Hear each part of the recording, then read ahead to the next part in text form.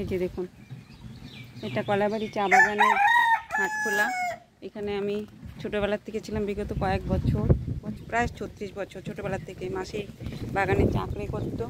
আর এখানে দেখেন আশেপাশে সবাই শ্রমিকরা এখানে গাছ, সবজি বাগান করেছে। এগুলো হচ্ছে পঞ্চমুখী কচু গাছ, এই যে তাই তুলে ধরছি। এটা স্কুলের বাউন্ডারি। আমি যখন পড়াশোনা করতাম তখন বাউন্ডারি ছিল না, বাউন্ডারি হয়ে গেছে। তখন স্কুলও এত ডেভেলপ ছিল না। চলুন স্কুলটা একটু আগে আপনাদের দেখাচ্ছি। এই যে দেখুন কত গাছ, এই যে মুরগি ছুটছে।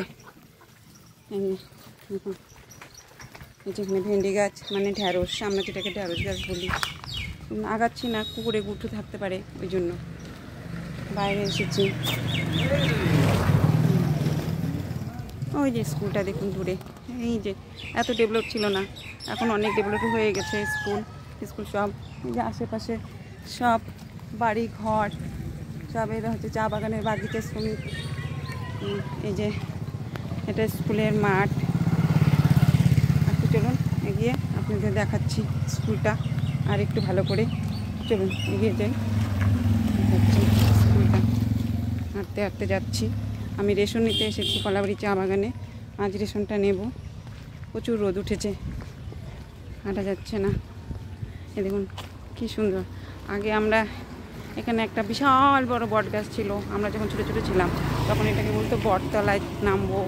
এখন যত দিন যাচ্ছে উন্নতি হচ্ছে, এখন মানুষ স্কুলের সামনে বলে। এই যে দেখুন বট গাছটা লাগানো হয়েছিল নতুন করে, আবার হয়েছে।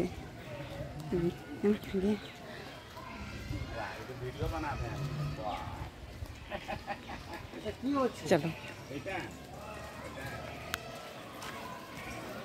এই যে একটা বজরংবলী মন্দির।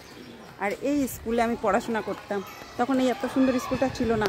স্কুলটা ছোট ছিল, নামটাই ভুলে গেছি, অনেক দিন হয়ে গেছে পড়াশোনা করেছি। ওই স্কুলটার নাম হচ্ছে কলাবাড়ি জুনিয়র, তখন আমাদের সময় ছিল কলাবাড়ি জুনিয়র হাই স্কুল। আর এখন হচ্ছে কলাবাড়ি উচ্চ বিদ্যালয়, স্থাপিত 1659, জেলা জলপাইগুড়ি। এখানে রান্না করা হয়। এই যে নামটা দেখুন, এই যে। চলুন ভিডিওটি এই পর্যন্ত রাখছি। সকলে ভালো থাকবেন, সুস্থ থাকবেন। ভিডিওটি ভালো লাগলে একটা লাইক কমেন্ট শেয়ার করে দেবেন। আমার ভিডিও যারা যারা দেখেন, লাইক কমেন্ট করেন, তাদেরকে অনেক অনেক ধন্যবাদ।